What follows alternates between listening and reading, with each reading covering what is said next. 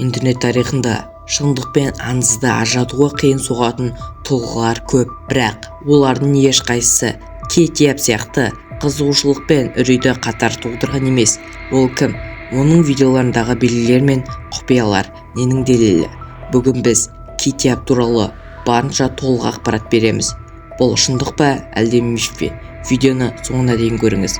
Ассалаумағалейкум ардақты ағайын. Сіздермен бірге Абай ғой арнасы. Видеоға алдын ала лайктарыңызды басып тіркелуді ұмытпаңыз. Видеоны бастайым.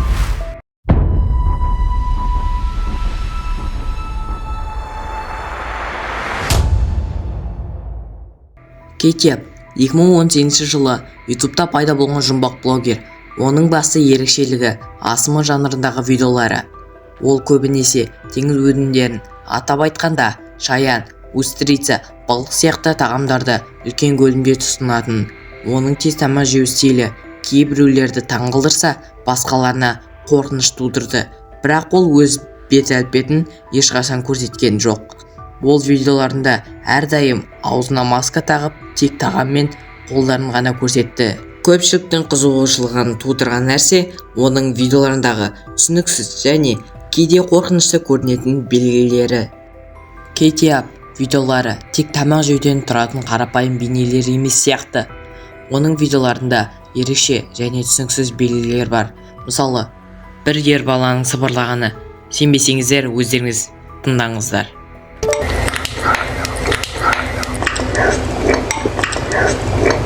Көргендеріңіздей, біреудің Кейтиапқа тамақты тез же деп нұсқауында.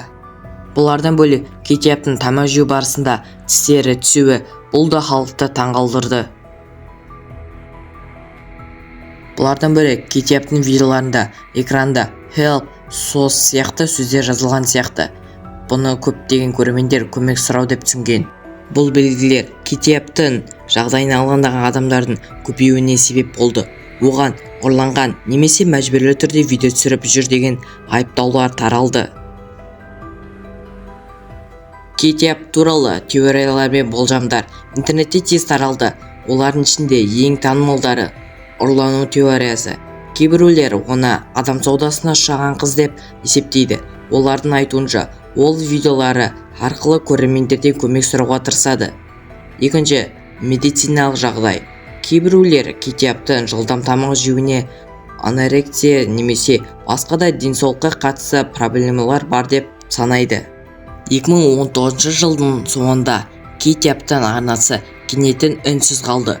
Оның соңғы видеосы I am alive деген тақырыппен шықты, бірақ бұл видеода ешқандай түсініктеме берілмеді. Осыдан кейін ол жаңа видео жариялаған жоқ. Бұл оның жағдайына қатысты сұрақтарды одан әрі арттырды. Бір қызығы, оның арнасы әлі де қолжетімді, бірақ ол ешқандай жауап бермей өз жұмбағын ашық қалдырып кетті. UFC ойыншысы Джоанна Кейтиап болуы әбден мүмкін деген теориялар бар. Себебі Кейтиап пен Джоаннаның қолындағы іздер дәлел болып табылды.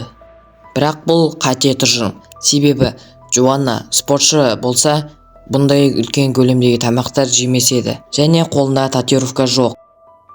Халықтың екінші болжамы бұл Карли есімді қыз еді. Себебі бұл да 2018 жылы жоғалып кеткен.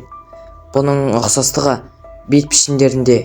Бірақ бұл да шындыққа жанаспайды. Себебі Карли 2018 жылдың 13 қазанында жоғалып кеткен. Ал Кейтиап одан бұрын 2018 жылы 23 апрельде видео салған болатын. Енді шындықты анықтайтын уақытта келіп жетті. Бір адам Кейтиаптың бір видеосында мына логотипі бар бокалды көрді. Бұл бокалдың логотипі әрине Франциядағы квест бөлмесінің логотипі. Және де YouTube арнасы да бар еді. Бұл YouTube арнаға квестке келген адамның, яғни Кейтиаптың да суреттері де бар еді. Әрине, таныс болыңыздар, бұл Кейтиап.